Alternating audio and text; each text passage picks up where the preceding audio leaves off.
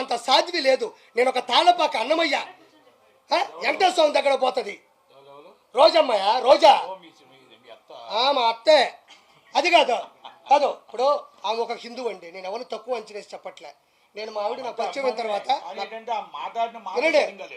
నాకు మా ఆవిడ పరిచయం తర్వాత ఫస్ట్ నేను తీసుకెళ్ళింది నెల్లూరు దర్గాకి, కస్మూర్ దర్గాకి. అంటే నాకు హిందూ ఆయన ఎందుకు ఇష్టం.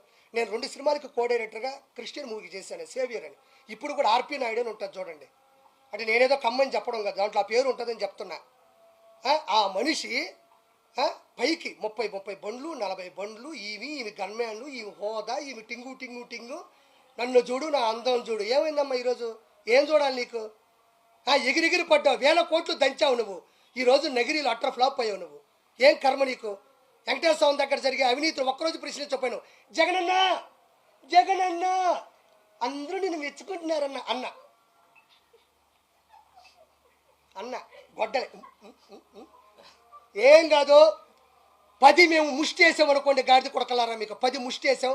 ఆ 10తో బతకండి. ఈరోజు అపోజిషన్ లేదు. ఒకటి మాత్రం చెప్తున్నా, అదే అంతే. నేను ఒకటే ఒక మాట మాట్లాడుతూ ఉండా. ఫైనల్గా చంద్రబాబు నాయుడు గారి హయాంలో పవన్ కళ్యాణ్ గారి పూర్తి మద్దతుతో ఈరోజు ఈ గాడిద కొడుకు జగన్కి ఒకే ఒక మాట చెప్తా ఉండా. సినీ ఇండస్ట్రీలో కూడా ఈ డకాయిట్ నా కొడుకు ఎవడైతే ఉన్నాడు, ఎవడిడు పోసని పోరంబోక నా కొడుకు ఇట్లా అంటాడు, గాడిద కొడుకాడు.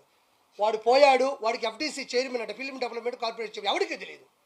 వాడు ఏ రోజు ఫిల్మ్ డెవలప్మెంట్ కార్పొరేషన్ అంటే నట్టుకున్నంత నాలెడ్జి, నట్టు కుమార్ అన్నకున్నంత ప్రేరణ, నట్టు కుమార్ అన్నకున్నంత ఆవేదన ఏ రోజు ఆ గాడిద కొడుకులో నేను చూడలే.